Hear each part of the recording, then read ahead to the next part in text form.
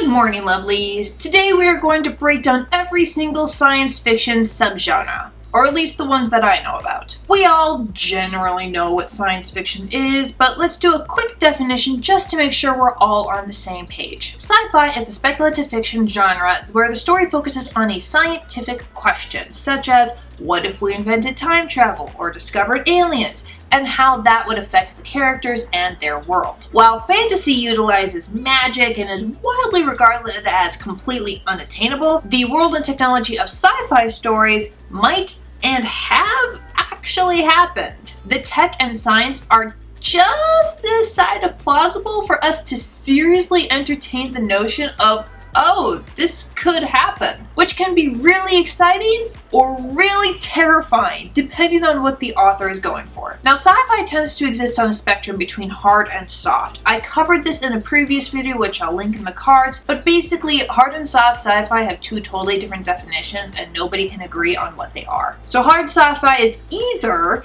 science fiction that focuses on science and technology over characters and plot, or it utilizes the hard sciences of astronomy, physics, engineering, chemistry, etc. Meanwhile, soft sci-fi is either a science fiction story that focuses on characters and plot over science and technology and world building, or it utilizes the soft sciences of psychology, sociology, economics, political science, etc. No matter which way you spin it, most, if not all, sci-fi stories are somewhere on the spectrum of hard to soft sci-fi. Okay, we got that out of the way. Now on to the actual subgenres. We'll start with time travel, a genre of science fiction where the characters travel through time. Time travel can be tricky. Sometimes everything is set in stone, so no matter what you mess around with in the past, it's not going to affect your present or future because it's already happened. Other times, the slightest change in the past can have wild consequences in the future.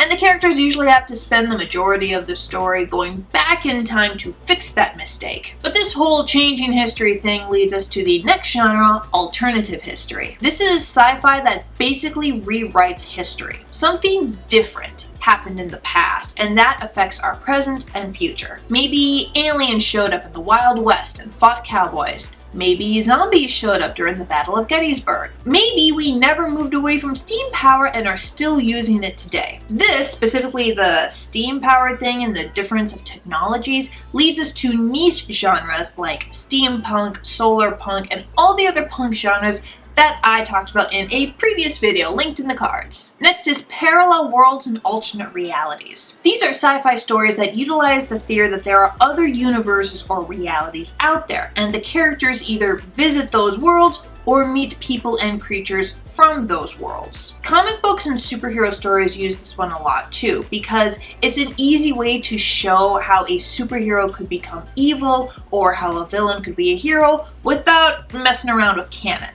Or it does affect canon, because while the main character in this universe at least tries to be a good person, the character in that universe is an absolute monster and is set up to be the big bad guy. Either way, it's a really cool character study and a really fun way to dive into a bunch of what-if scenarios. Near future. This is when the sci-fi story takes place in the near future, usually just one generation out. Stories like this explore more pressing issues faced by society, usually man-made ones like war or societal oppression. Sometimes they run straight into apocalyptic sci-fi. This setting is a post-apocalypse. Nuclear war, climate change, disease, whatever it is, it wiped out 99% of the human population on page 1, and the survivors are struggling. This is one of my favorite types of sci-fi because it has this whole rising from the ashes vibe and world building set in the ruins of the old world, and badass characters who have to get really creative in order to survive,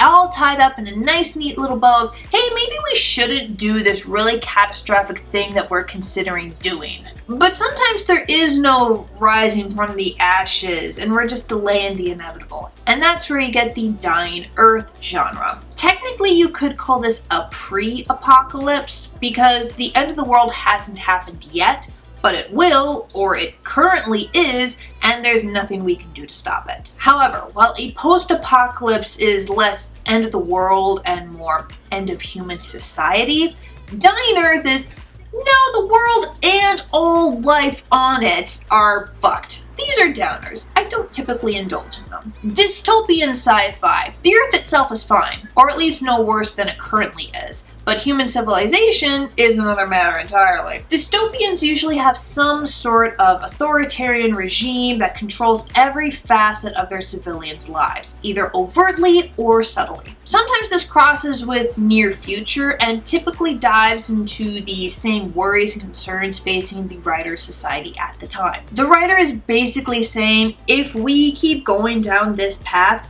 we're going to end up something like this. I get comments on this channel about how I'm too woke or too political, and I shouldn't be talking about all that when talking about sci-fi and fantasy because those genres exist for escapism. But those people tend to ignore the fact that the most iconic sci-fi and fantasy stories are also the most political. Why do you think Margaret Atwood wrote The Handmaid's Tale? Shits and giggles? On the opposite end of the spectrum from dystopia, we have the utopia genre. This one is not nearly as popular because the whole idea of a utopia is that it's a perfect society, and that's not great for literary conflict. As such, the utopia is either a reward at the end of a long, arduous journey, and we don't really see much of it, or it's a relic of a past that got destroyed and that's why everything sucks now, or it's actually a secret dystopia and it's pretending to be a utopia. Stories that primarily do take place in real, actual utopias usually put them in danger, usually from some external threat, because you need that sweet, sweet literary conflict. I guess you could call The Shire a utopia.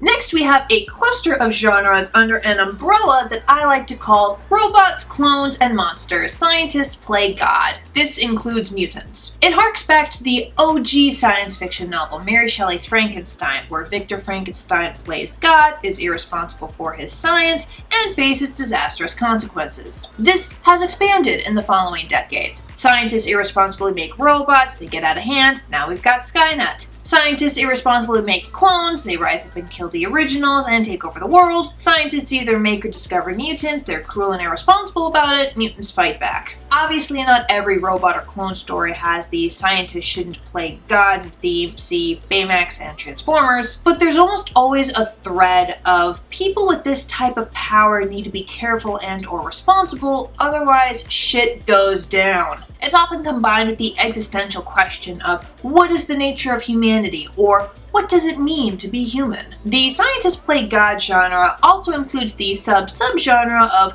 what's even real, man? This would be virtual reality and the niche genre of mind upload. Mind upload is when human beings can literally be uploaded into a computer, either to run amok on the internet or get re-downloaded into a new body, usually artificial. This blurs the line between human and machine, and even if the author chooses not to focus on that, there are plenty of other fascinating world-building aspects to look at. Military sci-fi. Sci-fi stories that focus on the military. There's usually a war going on, and all these soldiers have really high-tech weapons to fight it. Sometimes it's on planet Earth, other times it's in space. Concerning space, we've got the First Contact subgenres. This includes alien invasion. We meet aliens for the first time and they try to take over Earth.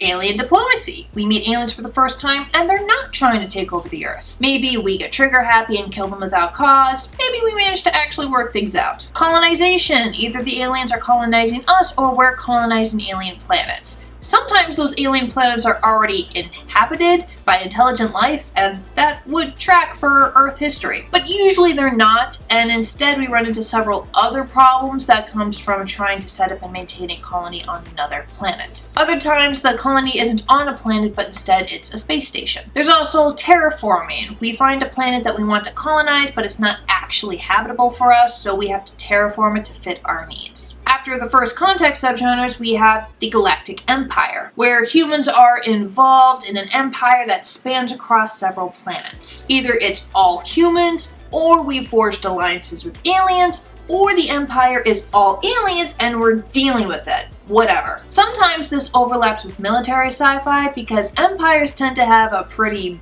join us or die attitude. Other times it's more of a political sci-fi where various groups grapple for power. Generation ship. Humans launched a ship out into space and whether or not it was built for it, several generations have since lived in it. Sometimes this takes place after the Earth has become uninhabitable for whatever reason and the humans are now looking for a new place to live. And finally, space opera. It's basically Star Wars. They're the sci-fi stories that emphasize space adventure, risks, relationships, romance, chivalry, etc. What is your favorite sci-fi genre? Let me know in the comments, and I will see you next time. Bye, lovelies.